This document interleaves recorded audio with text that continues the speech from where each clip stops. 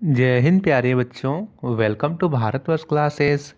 प्यारे बच्चों, आज हम लोग कक्षा 4 JCERT पर्यावरण अध्ययन पाठ्य पुस्तक हमारी दुनिया में पाठ 8 जंगल के जानवर इससे संबंधित सभी प्रश्नों के उत्तर को करने वाले हैं। तो चलिए बच्चा प्रारंभ करते हैं। इसके पहले मैं इससे आपको कुछ तथ्य बता देता हूँ जो कि आपके पाठ्य पुस्तक में लिखा हुआ है। आपको ध्यान से ये बातें सुननी है। तो बच्चों, ये बातें हाथी से संबंधित है। यहाँ पे आपको ध्यान रखना है कि एक बड़ा हाथी दिन में लगभग 100 किलोग्राम से ज़्यादा पत्ते खाता है।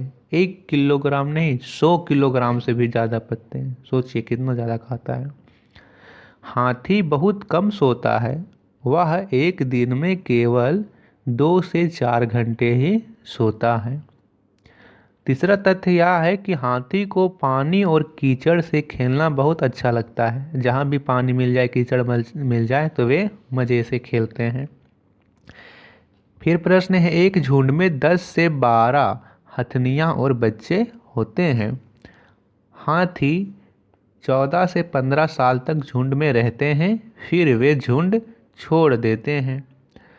फिर यहाँ पे एक तथ्य दिया गया है, हथनी का दूध पतला और पनीला सा लगता है, पर वह बड़ा गुणकारी होता है। गाय के दूध के मुकाबले हथनी के दूध में दुगुनी मात्रा में प्रोटीन होता है। ये आपको तथ्य याद रखने हैं बच्चों। चलिए अब हम इससे संबंधित प्रश्न को करते हैं। तो प्रश्न यहाँ दिया गया है बच्चों, हाथी को झुंड में रहने से क्या फ़ायदा होते हैं? तो इसका उत्तर लिखिए। मुसीबत पड़ने पर सभी हाथी एक दूसरे की सहायता करते हैं। वे झुंड में रहेंगे, किसी हाथी पर मुसीबत आए, किसी प्रकार की उसे परेशानी हो तो सभी हाथी मिलकर उसकी सहायता करते हैं। अगला प्रश्न है, क्या हाथी मनुष्यों को नुकसान पहुंचा सकते हैं? कैसे और क्यों? तो लिखिए, हाँ, यदि मानव उसे परेशान करे या उसके आवास को नष्ट करे तो वह नुकसान पहुंचाता है। ऐसे तो वह नहीं पहुंचाएगा। आप उसे परेशान करो, उसके साथ छेड़छाड़ करो और उसके आवास को नष्ट कर दो, उसके पेड़ों को काटना शुरू कर दो, तो वह आपको नुकसान पहुंचाएगा। अगला प्रश्न है, हाथियों के झुंड में सभी फैसले सबसे बुजुर्ग हथनी लेती है। तुम्हारे परिवार में घर के फैसले कौन लेता है? ये आपको लिखना है। तो आपके घर में सारे आवश्यक फैसले कौन लेता है? जैसे मेरे घर में मेरी माँ लिखती है, तो मैं लिखूँगा मेरे परिवार के सभी ज़रूरी फैसले मेरी मम्मी लेती है। आपके परिवार में जो भी मुखिया होंगे आपको उनका यहाँ पे नाम लिख लेना है। चलिए अब इसके आगे के प्रश्न करते हैं। तुम्हें पता है कि हम जंगल के अलावे हाथी को और कहाँ-कहाँ देख सकते हैं? इसमें लिखिएगा, हम हाथी को नेशनल पार्क, वन अभयारण्य और चिड़ियाघरों में देख सकते हैं। फिर प्रश्न है, पता करो और लिखो कौन कौन से जानवर झुंड में रहते हैं। इसमें लिखिए, बंदर, हिरन, जेब्रा आदि ये जानवर झुंड में रहते हैं। क्या तुमने कभी हाथी पर सवारी की है? कैसा लगा? ये आपको अपने से लिखना है। यदि आपने सवारी की होगी तो लिखिए, हाँ, मुझे बड़ा मज़ा आया। और यदि आपने नहीं की होगी तो आपको सिर्फ लिख लेना है नहीं, बस। फिर प्रश्न है बच्चों, तुम कौन कौन से जानवरों पर बैठे हो उनके नाम लिखो। आपको यहाँ लिखना है बच्चों, मैं घोड़े पर, हाथी पर तथा ऊँट पर बैठा हूँ या फिर बैठी हूँ। बच्चों, आपको वीडियो पसंद आ रही हो, चीज़ें समझ में आ रही हो और आप अच्छे से नोट बना पा रहे हो तो बच्चा आपको लाइक ज़रूर करना है। भारतवर्ष क्लासेस पर पहली बार आए हो तो बच्चा आपको सब्सक्राइब भी करना है। ठीक है, मैं कोशिश करूँगा कि आपको इसी प्रकार से सभी पाठ कंप्लीट करवा सकूँ। और मैंने पाठ 7 तक को कंप्लीट भी करवा दिया है। आप वहाँ से यहाँ पे आप लोग प्लेलिस्ट से उन वीडियो को भी देख सकते हो। चलिए हम इसके आगे के प्रश्न को करते हैं। तो इसी पृष्ठ में प्रश्न है बच्चा, चर्चा करो। हाथियों का झुंड जंगल से गांव आकर फसल तथा घरों को क्यों बर्बाद कर रहे हैं?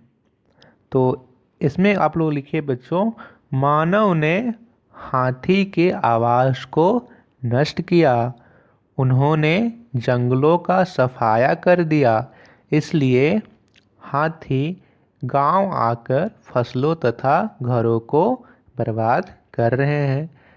देखिए बच्चा, यदि आप उसके घर को नष्ट करोगे, उसके आवास को नष्ट करोगे, तो बेचारा हाथी कहाँ रहेगा? उसे तो रहने के लिए आवास चाहिए। तो वो मजबूरन गाँवों में घुस जाते हैं और फसलें या फिर घरों को बर्बाद करते हैं। ठीक है, ये आपको लिख लेने हैं। चलिए अब आप लोग अगले पृष्ठ को उलटिए। अगले पृष्ठ में प्रश्न दिए गए हैं। तो पृष्ठ संख्या 43 में यहाँ प्रश्न दिया गया है, देखो और बताओ दिए गए चित्र में कौन कौन से कीट फूल पर बैठे हैं। तो आप लोग किताब में भी देख सकते हो कि यहाँ पे फूल पर 2 जीव बैठे हुए हैं और 2 जानवर में यहाँ पे एक मधुमक्खी और एक तितली है। तो इसमें लिखिए फूल पर तितली और मधुमक्खी बैठे हैं। प्रश्न है, तुमने फूलों पर और किन किन कीटों को बैठे देखा है? यहाँ पे आप लोग लिखिए भंवरा, ततैया आदि। यानी मैंने फूलों पर भंवरा, तितैया, तितली, मधुमक्खी को बैठे देखा है। बता सकते हो ये कीट फूलों पर क्यों बैठते हैं? तो बच्चा इसके 2 कारण हो सकते हैं। एक तो वो फूलों की सुगंध को सूंघकर आकर्षित होते हैं और दूसरा वे फूलों का रस पीने भी आते हैं। लिखिए, ये फूलों की सुगंध से आकर्षित होते हैं। दूसरा इसमें लिखिए आप लोग, ये फूलों का रस चूसने आते हैं।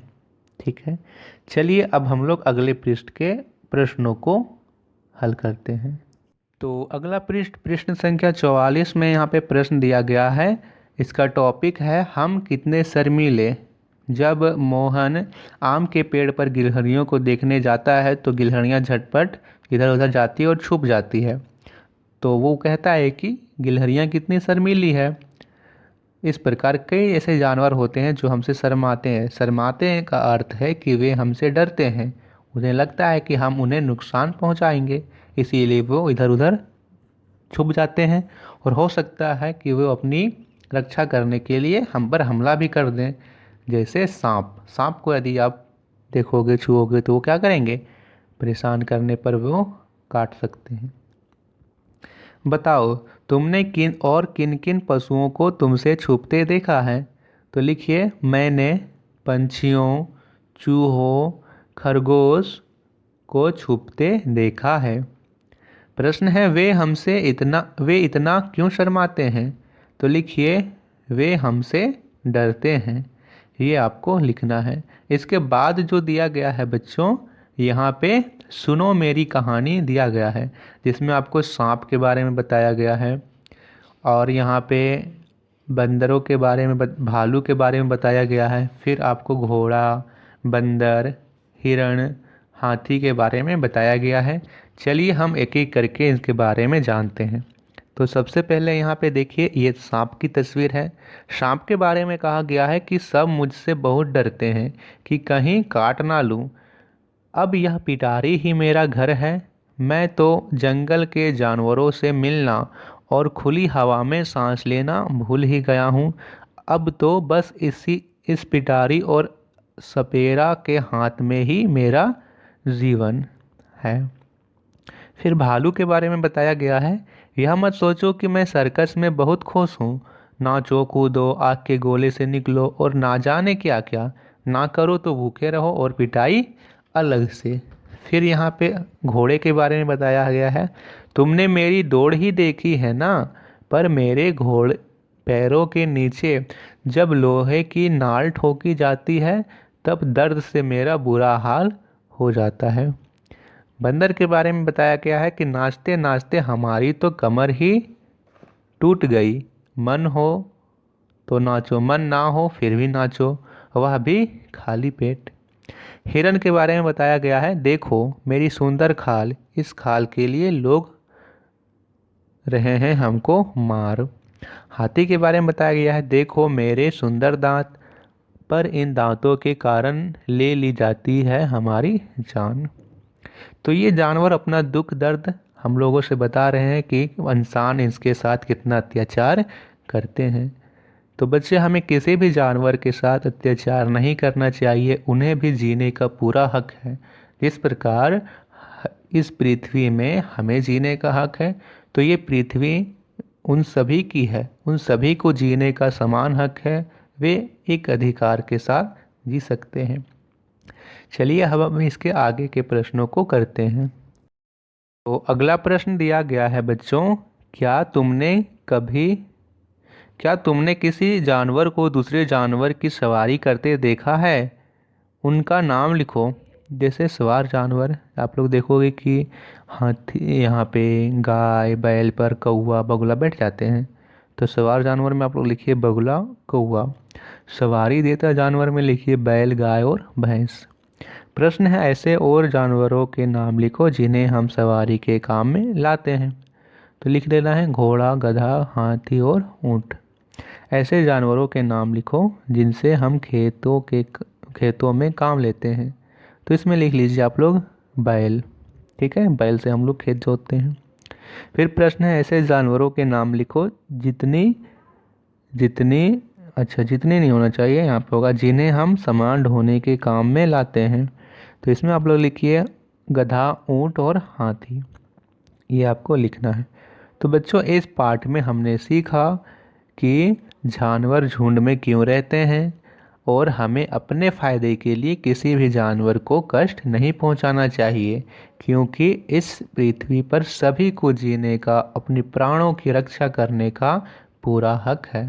ठीक है, चलिए बच्चा, आशा करता हूँ कि आपको ये पाठ समझ में आए होंगे। आपको किसी प्रकार का प्रश्न पूछना हो तो आप इस वीडियो के कमेंट में पूछ सकते हो, और वीडियो को लाइक शेयर ज़रूर कीजिएगा। मिलते हैं बच्चा अगले वीडियो में, उसमें हम लोग करेंगे पाठ 9 टांगा की सवारी। इससे पढ़ेंगे और इससे संबंधित सभी प्रश्नों के उत्तर को भी करने वाले हैं। तो बहुत बहुत धन्यवाद बच्चों।